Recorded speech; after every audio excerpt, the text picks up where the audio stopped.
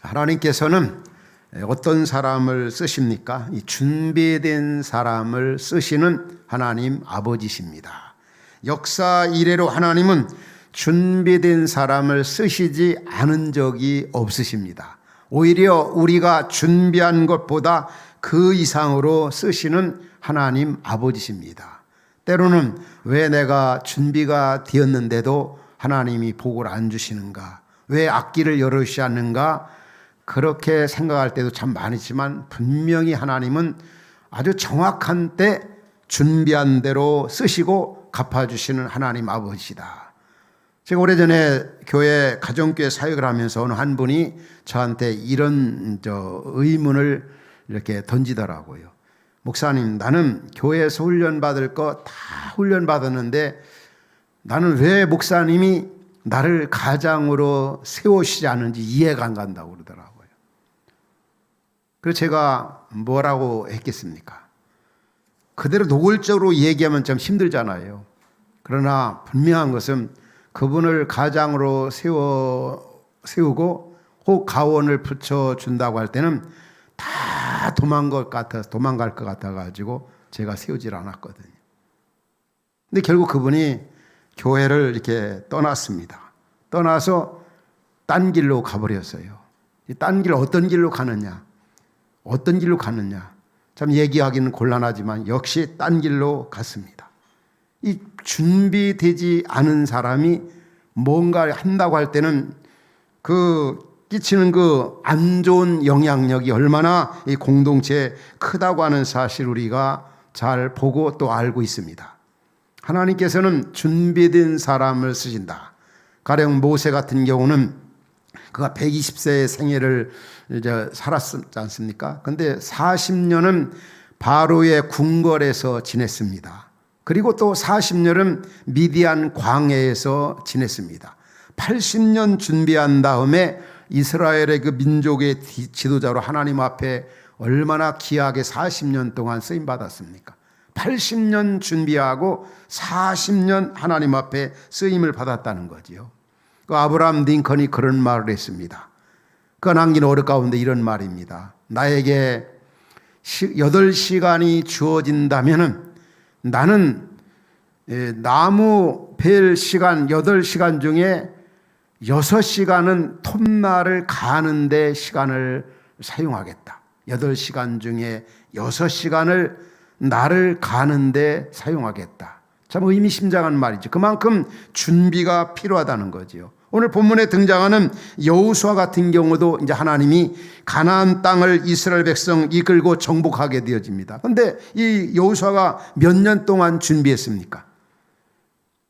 모세 옆에서 동역자로 40년 동안 보고 듣고 경험을 했습니다. 하나님이 준비된 여호수아에게 모세의 후계자로 바톤 터치하시는 모습을 볼 수가 있습니다. 오늘날도 보면은 이 준비 기본이 되지 않은 사람이 나라의 지도자가 되겠다고 하고 또 때로는 목회자가 되겠다고 하고 장로가 되겠다고 하고 교회 중요한 직분자가 되겠다고 나서는 경우가 있습니다. 분명한 것은 준비된 자를 하나님이 쓰신다는 것. 우리 전도서 10장에 그런 말씀이 나와요. 철 연장이 무디어졌는데도 나를 갈지 아니하면 힘이 더 드느니라. 철 연장이 무딘 칼로 무딘 그 톱으로 나무를 벤다, 물건을 자른다 할 때 얼마나 힘이 듭니까? 우리의 그 나를 가는 것, 다시 한번 준비하는 게 굉장히 중요하다. 오늘 본문에 보면은 이스라엘 백성들이 지금 요단강을 앞에 두고 준비하는 그런 모습이 나타납니다. 1장에 보면은 이제 하나님께서 모세의 후계자로서 여호수아를 세우잖아요. 하나님께서 여호수아에게 말씀했습니다. 내가 모세와 함께 있었던 것처럼 너와 함께 할 거다. 강하고 담대하라. 너에게 주어진 과제는 이 민족을 이끌고 이제 요단을 건너 가나안 땅을 정복하는 것이다. 그리고 이제 여호수아가 그 받던 터치 모세로부터 받은 이후에 어떻게 합니까?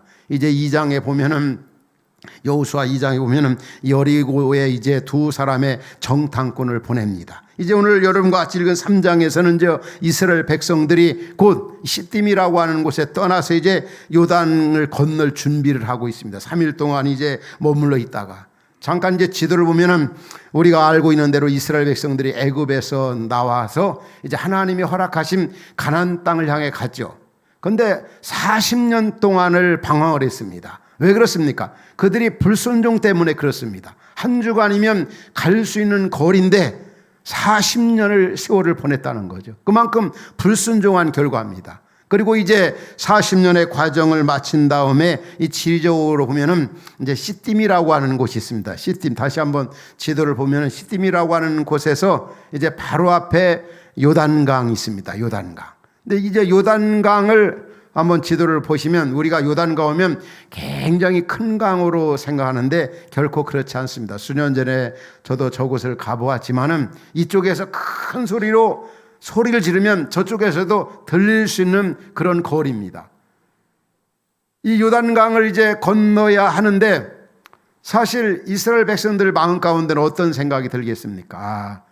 요단강을 건너지 아니하고 그냥 시딤이라고 하는 이 곳에서 그냥 지냈으면 좋겠다. 왜냐하면 그 시딤 오면 이제 40년의 광야 생활을 마친 마지막 종착지입니다.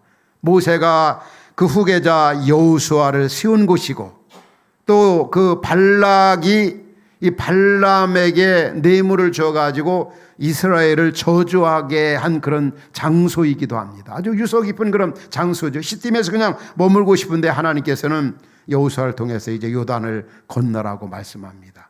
근데 요단을 건너지 아니하고 그냥 시딤에서 머물러 있을 만한 이유가 있는 것은 사실 지금까지도 많이 지쳐 있지 않습니까? 얼마나 그 40년의 광야 생활이 이스라엘 백성에게 얼마나 힘들었겠습니까? 그냥 이럭저럭 여기서 지내는 것이 좋겠다. 왜냐하면 바로 요단을 건너간들 요단 건너가는 거로 끝나는 것이 아닙니다. 조금 가면 또 여리고성이 있잖아요. 조금 가면 또 아이성이 있고 그리고 또 그 거대한 가나안 7족속을 다 몰아내야 되고 그리고 그 땅에 하나님 나라를 건설하고 구해내야 되는데 인간적으로 생각하면 참 힘이 들죠. 이스라엘 백성들이 많이 지쳐있는 상황이 있습니다. 그러나 하나님께서는 뭐라고 말씀합니까?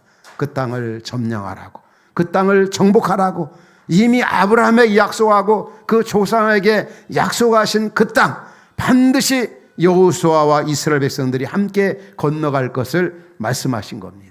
오늘날도 우리가 그런 생각이 들 때가 많이 있죠. 이대로 그냥 신앙생활 했으면 좋겠다.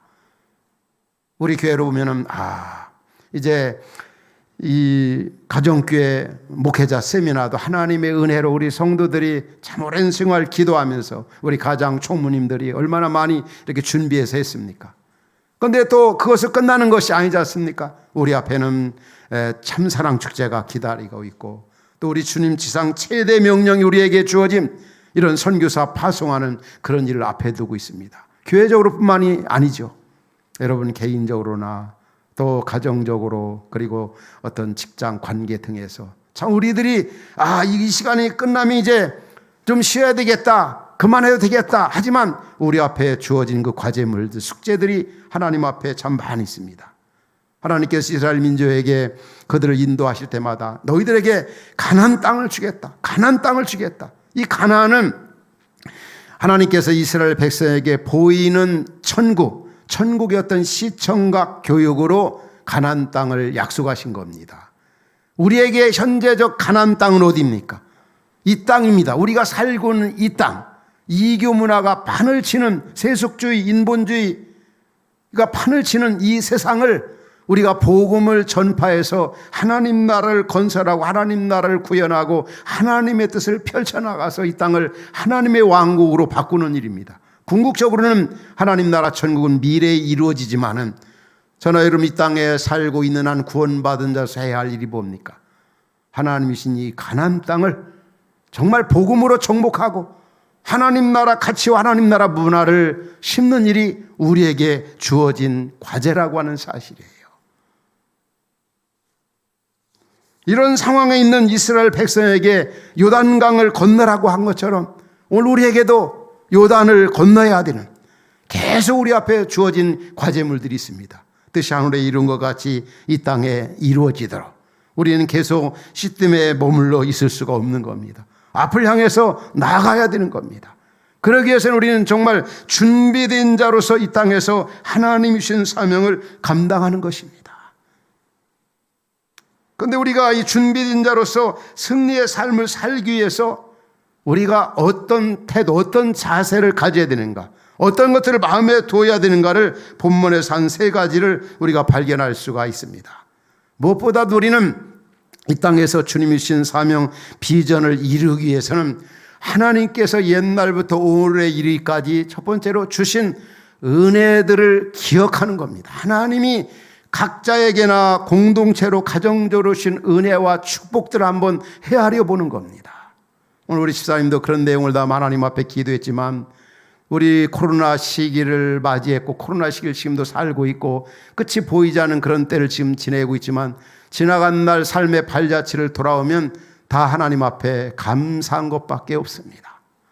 이스라엘 민족도 그렇습니다. 하나님이 모세 후계자 여호수아에게 뭐라고 말씀합니까? 지금 가나안 땅 정복은 이미 너희 조상들에게 약속한 것이고 그 약속이 이루어져 가고 있고 반드시 이룰 수 있다는 거죠. 지나온 일들을 이스라엘 백성들 한번 돌아오면 어떤 일이 있었습니까? 그들이 이제 애굽에서 출애굽했습니다. 구원받았습니다. 그들이 또 홍해바다에 이르게 되었어요. 얼마나 바로의 군대가 추적해 옵니다. 하나님께서는 홍해바다를 하나님의 기적으로 건너게 하셨습니다. 그 다음에 마른 광야를 걸어갑니다. 광야는 하나님을 의지하지 않고는 살 수 없는 것이 바로 이 광야, 우리가 사는 세상입니다. 그러한 세상을 살아가는 이스라엘 백성들에게 하나님이 어떻게 그들을 대하셨습니까? 물이 없을 때 광야에서 마실 물을 주었고 그들이 먹을 것이 없을 때 만나를 먹여 주셨고 또 고기가 먹고 싶다고 할 때 메추라기를 내려서 그들을 먹이셨습니다. 그리고 얼마나 그들을 자상하게 인도하셨던지 바로 낮에는 구름 기둥으로 밤에는 불 기둥으로 인도하시고 애적의 그 침입이 있을 때마다 하나님이 그들을 보호하셨습니다.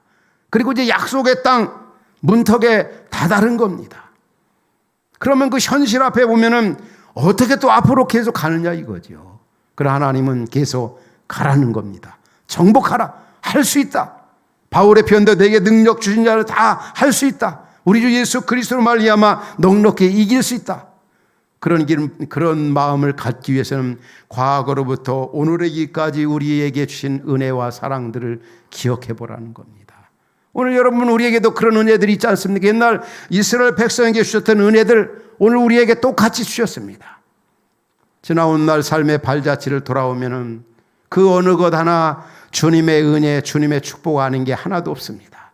우리를 지켜주셨고 보호해 주셨고 다윗의 표현대로 말하면 부족한 것을 다 채워주셨고 승리케 하셨고 그 하나님 아버지는 현재도 그렇게 하시고 앞으로도 변함없이 그렇게 인도하실 그 하나님이시라고 하는 이 확신, 옛날을 생각하고 지나온 날의 축복들, 은혜들을 생각하면 앞에 넘실거리는 홍해바다가 있고 요단강이 있다 할지라도 우리는 확신을 가질 수 있다는 거죠.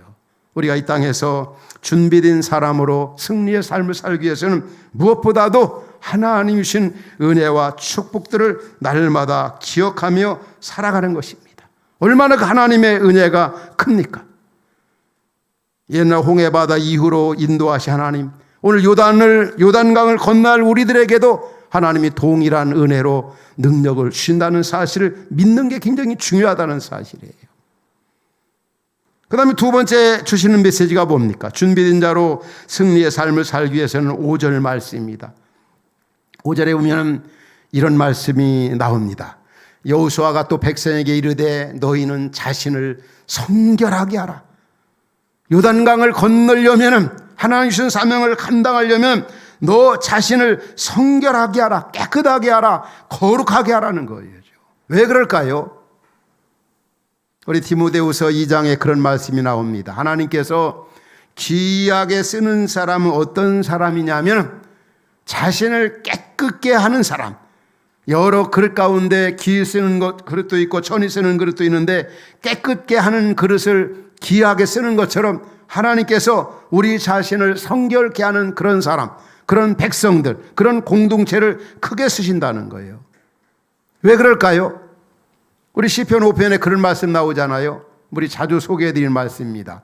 우리 하나님 아버지는 죄악을 기뻐하는 신이 아니시니 악이 주와 함께 머물지 못하며 5절에 보면은 오만한 자들이 주의 목전에 서지 못하리. 이 말이 무슨 말씀입니까? 저나 여러분들이 죄악을 품고 있고 이 죄를 짓고 있고 그 문제를 해결해서 해결하지 아니하면 하나님의 임재나 도우심이나 역사하심이나 함께하심을 경험할 수가 없다는 거예요. 왜냐하면 하나님은 죄를 기뻐하신 하나님이 아니시고 하나님은 거룩하신 하나님, 진실하신 하나님, 깨끗하신 하나님이시기 때문에 그래서 하나님의 도움을 받기를 원한다면 요단강을 걷는 데 있어서 하나님의 인도하심을 원한다면 승리하기를 원한다면 우리 자신을 성결하게 하라는 거예요. 깨끗하게 하라는 거예요. 그러한 곳에 하나님의 임재나 능력과 도우심이 충만하게 임한다고 하는 것입니다. 우리 팔복을 우리 공부할 때도 마태복음 5장 8절에 그런 말씀 나오잖아요. 마음이 청결한 자가 복이 있나니 그들이 하나님을 볼 것이며 뭐 육안으로 본다는 말이 아니라 하나님의 임재 함께하심 도우심을 경험한다는 마음이 청결한 오늘 본문도 똑같은 얘기입니다. 마음이 성결케 하라. 너희들 요단강을 걸으려면 하나님의 도우심을 받으려면 너 자신을 깨끗하게 하라는 거죠. 저는 여러분들이 승리의 삶을 이 어려운 시대에 살기를 원하고 하나님의 도우심을 받는다면 삶의 현장에서 깨끗하게 하라는 거예요. 거짓말하지 말라는 거죠. 사기치지 말라는 거죠. 도둑질하지 말라는 거죠. 여러분 이스라엘 백성들이 이제 요단강을 건넌 후에 그 다음에 여리고성을 점령하게 되고 하나님의 은혜로 여리고성 무너졌습니다. 요단도 다 건넜습니다. 그 다음에 아이성은 아주 거기에 비하면 비할 데 없이 작은 성입니다. 그래서 이스라엘 백성들 여호수아가 우리 다 그 아이성 점령하러 갈 필요 없다. 그냥 몇 명만 가자. 그런데 거기서 대실패를 했습니다. 왜 그럴까요? 아간이라고 하는 병사가 하나님의 물건을 도둑질을 했어요. 도둑질. 그래서 그 한 사람의 범죄가 그 이스라엘 백성 전체에 미쳤던 겁니다. 왜 이스라엘 우리가 여기서 패했을까? 여리고성도 점령했는데 왜 아이성 점령에 실패했을까? 아간이 하나님 앞에 기도할 때 하나님께서 아간이라고 하는 그 한 병사가 도둑질했다. 그 잘못 그 범죄가 이 공동체 전체에 미쳤다. 그걸 해결해야 너희들이 승리할 수 있다. 결국 아간을 처단함으로 말미암아 다시 이스라엘 백성들이 아이성을 점령하고 하나님이 약속하신 땅에 들어갈 수가 있었던 겁니다. 우리에게 주는 메시지가 뭡니까? 우리가 하나님의 교회가 왕성하고 가정이 건강하고 여러분이 섬기는 직장이 정말 견실히 서기 위해서는 오늘 저나 여러분 하나하나의 이 거룩성, 이 성결이 얼마나 중요하다는 것. 하나님의 도움, 인도하심을 받으려면 너 자신을 성결케 하라는 이 말씀. 여러분 왜 소돔과 고모라 성이 멸망을 당했습니까? 성결한 사람, 의인 10명이 없어 멸망을 당했습니다. 오늘날에도 그 사실이 그대로 적용이 되어집니다. 가정이든 교회든 한 사람이 그 거룩성, 한 사람의 이 범죄, 이것이 하나로 끝나는 것이 아니라 전체에 끼친다고 하는 사실. 요즘에 얼마나 2년 가까이 코로나로 인해서 힘들어하고 있습니까? 코로나 어떻게 보면 아무것도 아닌 것 같지 않습니까? 그러나 그건 이 코로나는 꼭 죄와 너무 비슷한 성격을 가지고 있어요. 얼마나 이 감염률이 높습니까? 한 사람이 걸려들면 그게 감염되면 얼마나 연쇄 반응으로 그 나쁜 그런 그 영향력이 끼쳐집니까? 그러니까 바로 하나님 앞에 요단강을 앞에 두고 있는 그들에게 있어서는 이 범죄하고 죄 문제 해결되지 않으면 건너갈 수 없다는 거죠. 요즘도 보면은 대기업이었던 총수들이나 정치 지도자들 과거에 지은 그 죄로 인해서 얼마나 많이 고통을 당하고 있습니까? 불안해하고 있습니까? 들통이 날까봐 들킬까봐 불안해합니다. 이 죄라고 하는 게 얼마나 우리에게 마음의 평안도 빼앗아가고 우리 인격을 만신창이로 만들어 놓고 사람을 망하게 해결하지 않으면 망하게 한다고 하는 것. 특별히 우리 큰 일을 앞에 두고 있을 때는 우리 자신을 성결케 하는 일이 얼마나 중요한지 모릅니다. 우리 교회적으로는 참사랑 축제를 앞에 두고 있습니다. 또 선교사 부부를 파송한 일 앞에 두고 있습니다. 또 개인적으로나 또 가정적으로 현재 한 해를 보내고 새해를 준비하는 그런 중요한 시기에 있습니다. 이런 때 저나 여러분 우리 모두가 심세할 일이 뭡니까?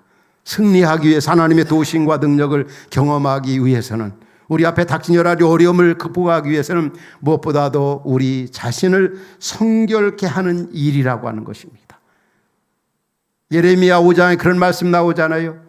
정말 정의를 행하며 진리를 구하는 한 사람이라도 예루살렘 거리에서 찾는다고 한다면 이 성을 망하지 않고 용서하겠다는 거예요. 이 시대에 하나님이 찾으시는 한 사람이 되어져야 합니다. 그 한 사람이 어떤 사람입니까? 자신을 성결케 하는 일입니다. 그게 우리의 믿음 생활에 승리하는 그런 비결임을 본문은 말씀해 주고 있습니다. 특별히 큰 일을 앞에 있을 때 하나님의 도우심과 역사하심과 함께 하심을 경험하려면 너 자신을 성결케 하라 하나님은 말씀하십니다. 우리의 삶의 영역에서 하나님 앞에 성결하지 못한 모습들이 무엇입니까? 그런 부분들을 속히 하나님 앞에서 해결하십시오. 그 다음에 마지막 세 번째는 뭡니까? 바로 우리 준비된 자로 승리의 삶을 살기 위해서는 하나님의 약속의 말씀을 붙잡고 순종하는 겁니다. 하나님의 이미 주어진 약속의 말씀. 그 이스라엘 백성에게 주어진 약속의 말씀은 뭡니까? 가나안 땅을 주겠다는 것. 꿀과 젖이 흐르는 가나안 땅 천국을 주겠다는 거예요. 그 약속이 이미 그 조상들에게도 약속이 되어 있습니다. 성경에 보면 자주 상기시키는 말씀이 나는 하나님께서 그 백성에게 뭐라고 말씀하죠? 나는 아브라함과 이삭과 야곱의 하나님이다. 나는 아브라함과 이삭과 야곱의 하나님이다. 이렇게 이스라엘 백성들에게 계시하신 이유가 뭡니까? 그럼 바로 하나님은 약속에 있어서 반드시 지켜주신다는 것. 그 약속 가나안 땅을 주겠다. 믿는 자에게 영원한 생명을 주겠다. 그게 반드시 이루어진다는 거죠. 그래서 하나님은 그 약속에 있어 신실하심을 알려주기 위해서 여호수아를 통해서 그렇게 말씀합니다. 이제 요단강을 건널 때 먼저 제사장들이 어깨에 언약궤를 메고 먼저 건너가라. 그리고 이스라엘 백성들은 뒤따라 건너가라는 거예요. 4절에 보면은 2000규빗쯤 떨어져서 이제 그 길을 건너라는 거예요. 여기 2000규빗은 요즘 우리나라로 표현한다면 한 1000m 거리를 두고 이 언약궤 뒤를 따라가라고 이스라엘 백성들에게 명합니다. 가만히 보니 거리두기 유래가 이때부터 시작된 것. 우리는 코로나로 인해서 거리두기 하는데 왜 이 언약궤를 거리를 두라고 했을까요? 언약궤 안에는 세 가지가 들어 있습니다. 제사장들이 그걸 메고 먼저 1000m 앞에서 이제 그들이 앞장서 가는데 그 언약궤 안에는 모세의 십계명이 하나님 말씀이 들어있고 두 번째는 만나 이스라엘 백성들이 광야 걸어가는데 하나님이 만나를 주셨잖아요. 만나가 들어있고 그 다음에 아론의 쌍난 지팡이 이 지도력을 인정해주는 아론 모세의 지도력을 인정해주는 그 아론의 쌍난 지팡이. 그렇게 다시 말하면 하나님의 말씀 중심으로 하나님 말씀 따라 그대로 순종하며 나아가라. 그들이 가시적인 언약궤를 볼 때 하나님이 우리와 함께 하신다. 하나님 말씀대로 순종하면 형통하다. 이런 것들을 알게 된다는 거예요. 그러니까 말씀 따라 그 약속의 말씀을 잡고 앞으로 나아갈 때 승리할 수 있고 요단강을 건널 수 있고 여리고성을 아이성을 점령할 수 있다고 하는 것을 우리에게 보여주는 겁니다. 그럼 왜 거리를 두었을까? 하나님 말씀에 대한 하나님에 대한 이 경외감 하나님을 두려워할 줄 알아야 된다죠. 왜냐하면 죄인인 우리 인간이 정말 하나님에 대한 어떤 말씀이나 하나님 속성에 대한 두려움을 가지지 않는다고 할 때는 어떻게 됩니까? 성경에 보면은 죄인이 하나님 앞에 설 때 직접 보면은 망한다고 있잖아요. 화로다 이렇게 외쳤지 않습니까? 선지자들도 그렇게 얘기했고 그만큼 하나님 말씀에 대한 경외감을 가지고 또 하나님 말씀대로 적극 순종하며 그 약속의 말씀 붙잡고 앞으로 나아가라는 그 의미에서 하나님께서 거리를 두게 한 겁니다.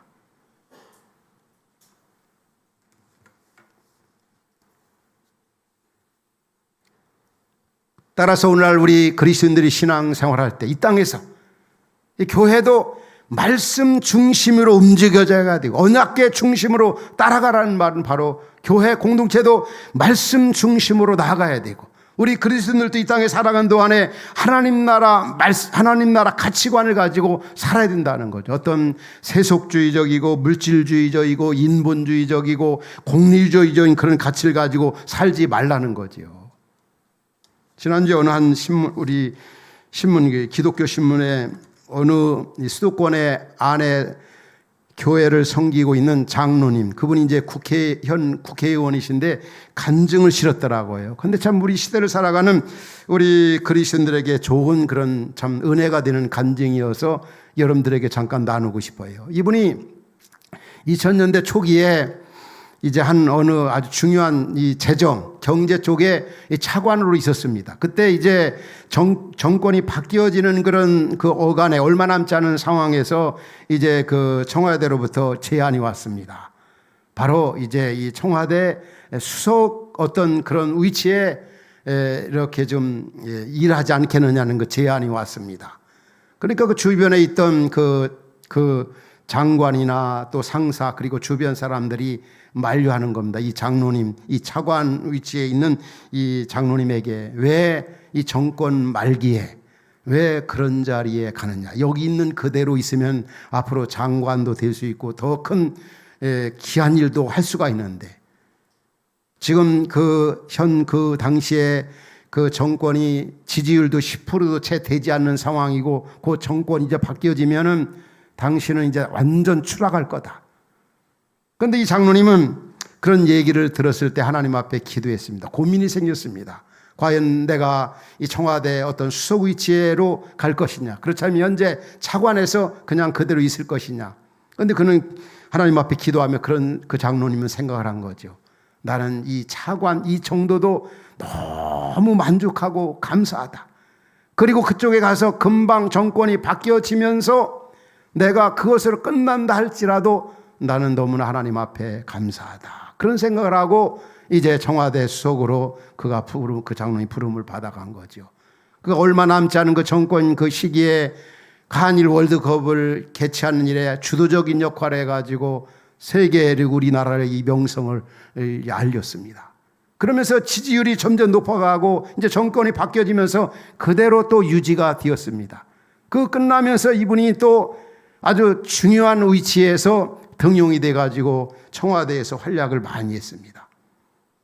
그리고 그 이후에 그분이 현 그 지역의 국회의원 5번으로 계속 의원직을 계속 유지할 수가 있었습니다. 그분의 간증의 그 요약이 그건 거죠. 그분이 좋아하는 성경 구절이 하나님을 사랑한 자 그 뜻대로 부르심을 입은 자에게는 합력하여 선을 이루신다. 인간적인 욕심이나 가치로 생각하지 아니하고 있는 그대로 감사하고 만족하고 부르신 그대로 가서 충성을 다할 때 하나님께서 이렇게 합력하 현재까지도 참 국회의원직을 유지하면서 국회에서 국가 조찬 기도를 주도하면서 이 하나님 나라 가치를 가지고 활약하고 있다는 그런 부분에 대해서 감사하다는 거죠. 그분의 간증 그 내용을 보면서 저는 다니엘 생각이 났어요. 다니엘이 우리가 아는 대로 이방 포로 잡혀갔지만 정권이 4번, 5번 바뀌어지는 순간에도 그는 한 번도 그 총리직에서 물러서지 아니하고 충성스럽게 일함으로써 하나님 나라 가치관을 가지고 사역하면서 얼마나 이방 땅에서 하나님의 영광을 드러냈습니까? 바로 오늘 우리가 이 땅에 살아가면서 어떤 그 가치를 가지고 살아야 됩니까? 하나님의 약속의 말씀을 붙잡고 하나님 나라 가치관을 가지고 살아가는 것. 이게 바로 이 땅에 하나님 나라를 건설하고 하나님 나라를 구현하고 하나님 나라를 확장하는 일이 아니겠습니까? 하나님께서는 여호수아를 통해 이스라엘 백성에게 말씀했습니다. 앞으로 가나안 땅 정복에 있어 첫 번째 관문이 바로 요단강인데 또 앞으로도 계속 가나안 땅 정복하기 위해서는 무엇보다도 하나님의 약속의 말씀을 붙잡고 언약궤를 뒤에 따라가는 말이 바로 하나님의 약속의 말씀 붙잡고 말씀 중심으로 살아가라. 그래야 할 때 하나님께서 승리와 영광을 보장하시겠다는 사실입니다. 오늘 우리는 현재 정말 끝이 보이지 않는 그런 시대를 지금 시간들을 보내고 있습니다. 아무것도 보이지 않습니다. 계속되어지는 이 불안감, 이 코로나로 인한 이 혼란함, 이럴 때일수록 구원받은 하나님의 백성들, 우리 흩어진 화평 공동체는 해야 할 사명이 너무나 막중합니다. 누구에게나 해야 할 막중한 공동체적으로 꼭 주어진 것이 무엇입니까? 이 땅에 하나님 나라를 구현하는 겁니다. 복음을 전해서 하나님 나라를 드러내는 것입니다. 천국의 모습을 보여주는 것입니다. 이런 일을 하려고 할 때 쉽지가 않습니다. 사탄 마귀는 코로나로 인해 가지고 얼마나 오랜 세월 동안 교회를 공격하고 하나님 나라를 대적하고 있습니까? 그러나 우리는 반드시 승리할 수가 있는 겁니다. 하나님의 은혜를 힘입어서 우리가 이런 시대에서 해야 할 사명이 너무나 막중하다고 하는 사실, 하나님 나라를 건설하는 이 가나안 땅으로, 영적인 가나안 땅으로 만드는 그런 일이 저나 여러분들에게 주어진 겁니다. 이 사명 감당을 위해서는 어떤 것이 필요합니까? 오늘 세 가지로 성경은 말씀하고 있습니다. 과거에 하나님이 우리에게 너에게 주신 그 은혜를 잊어버리지 말라. 그거 기억하면서 강하고 담대하게 사명을 감당하라. 무엇보다도 이 귀한 사역을 감당할 때 이 성결케 함이, 거룩케 함이 정말 중요하다. 그리고 하나님의 약속의 말씀 붙잡고 살라. 그래야 할 때 승리를 보장해 주시겠다는 겁니다. 우리에게 영광과 복과 은혜를 주시겠다는 겁니다. 오늘 말씀을 들은 우리 모두에게 이러한 은혜가 있기를 주의 이름으로 축원합니다.